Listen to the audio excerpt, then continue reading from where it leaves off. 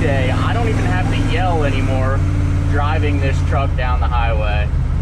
It made a night and day difference. So again, huge shout out to Kilmat USA. I'm loving it. You can see 50 miles an hour. She's pretty quiet inside. Let's get back to the house and finish talking.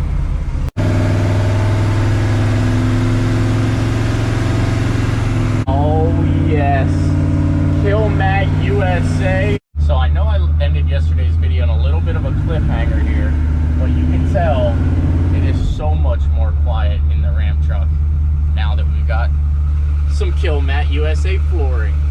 Definitely check those guys out if you need any kind of sound deadening or anything. It also took a bunch of like rattle noise out of this thing. This thing used to be a little bit of a rattle box, but I'm loving it right now. Let's get back to the house and we'll discuss the title and the thumbnail, and you can actually see what is going on now with the interior. So a couple things we need to discuss. I'll pick back up at the house.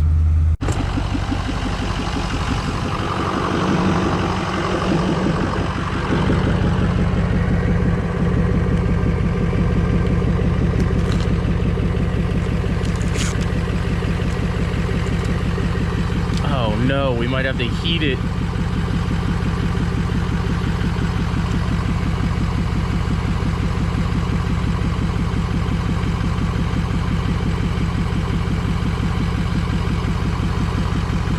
Oh no, it might have been on there too long.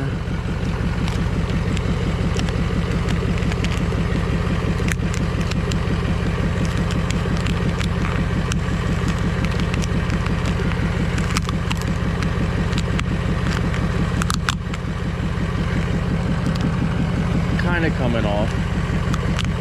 Stand by. All right, well, that's going to be a little bit of a mess. I don't know how we're going to get that off. I might have to heat it or sit here and actually really pick at it to get all of this off. I got a good amount of it off. I've got it, you know, except for up top. For some reason, I couldn't get the top off at all here. It just like stuck to it and stuck to a well. I'm assuming maybe the sun kind of not baked it, because obviously it's been 30 degrees here in Pennsylvania, but I'm assuming some of the sun has kind of sort of set in on a lot of this and kind of made it stick. So if you guys have any idea how to get painter's tape off that's been on a truck for about 2 months, please let me know in the comment section down below. Obviously I don't want to have to replace the wrap, but maybe we're gonna have. And the other thing we're gonna fix today is the window. So if you guys did not know, ever since I wrapped this thing, I don't know if I didn't plug something back in all the way. That side works, but the driver's side doesn't. So I don't know if there's a wire pinched or a wire issue somewhere along the lines, but this window hasn't gone up. So ever since those 3 things hit me, I was just kind of like, all right, let's move on to another project. I got a little frustrated. I needed time away from this, and that's sort of how some of my projects get a little out of hand. But let's go ahead and tear this door panel and everything off here real quick, and we'll go ahead and get this window up.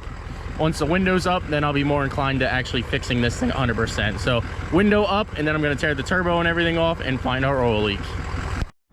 All right, so hopefully you guys seen that. I was able to jump up here, so I know that the switch actually works. As you can tell, when I put power to it, it beeped. Hopefully the GoPro caught that. Again, it's super hard to record this stuff when you're one person here, but I got the window regulator out. I then put power to the left side of the post in here and then grounded out the other one. Nothing moved. Then I reversed it in case I was backwards. Nothing worked. So there we have that the motor is bad. So I'm gonna go ahead and just get a whole window regulator and everything. They're only 80 bucks. Let's go get one and get it tossed back in. As I was leaving here, I stopped and I said, hey, would you want to sell the window regulator out of that? He said, yes, that's a parts truck. I'll sell the window regulator. So he actually got the window regulator out of it too. So huge thanks again, John, for that. Really appreciate it. If you guys need anything square body related, or even like the F250s now, he's starting to stock them. Need anything, definitely check it out. His link will be in the description below. Let's get home.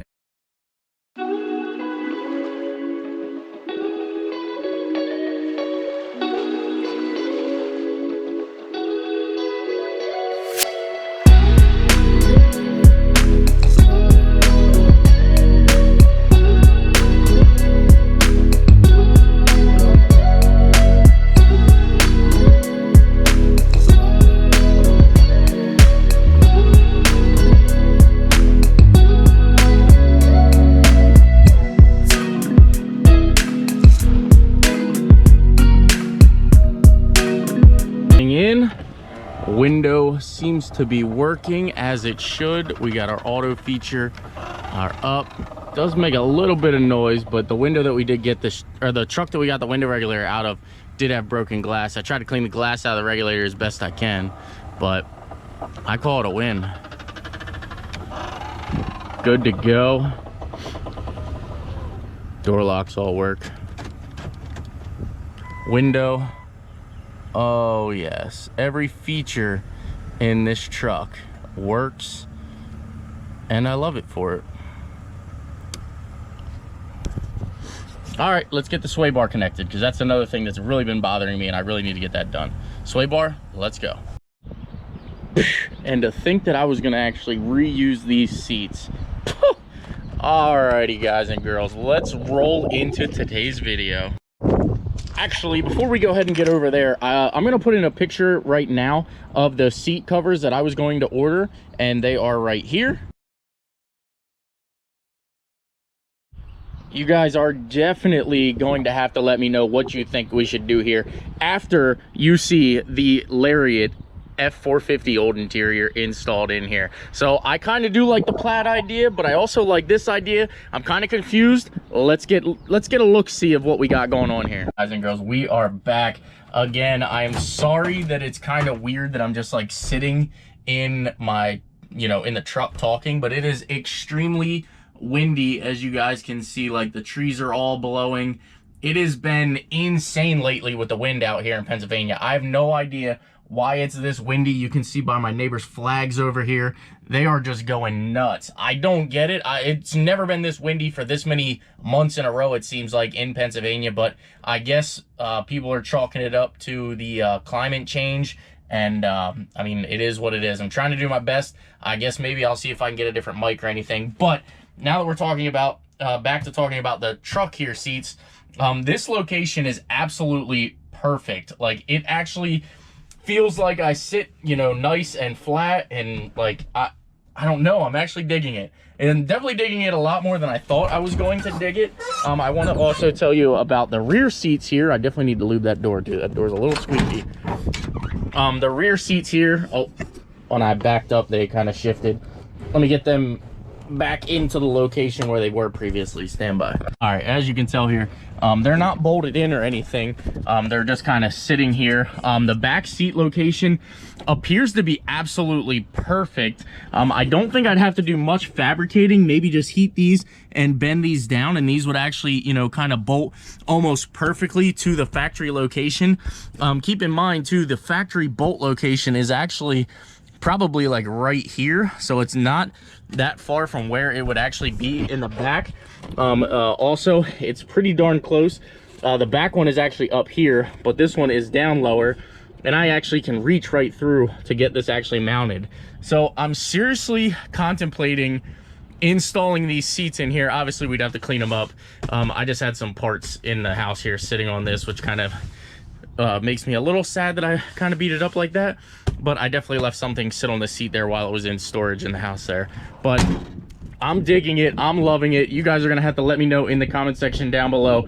The only other thing I was thinking is, if we go over here to the F450, is what if I kind of did the same center console and actually pull the black leather seats out of the F450 for that truck. I'm half one way wanting to do it, half another way not wanting to do it, because it does say Ford in here, and obviously you guys do know the square body is obviously a GMC or Chevy, but that could also give away, that way people don't ask, hey, what interior is that? They would know right away it's out of a Super Duty or something like that. Alrighty guys, so I just wanted to sort of briefly talk a little bit about this. The seating position and everything is absolutely almost perfect. I know a bunch of you guys are gonna go ahead and say, do the heated seat feature, do the power seats where you can actually like use power up, back, and all the lumbar and everything like that. I honestly think I'm going to just switch up with the interior though out of the F450. So if you guys don't know, I'll take you over and show you the F450's interior real quick. It's actually a black version of these seats, but I think it would really set the truck off. Or I'm also confused because then maybe I mean, the tan kind of goes really well with the blue.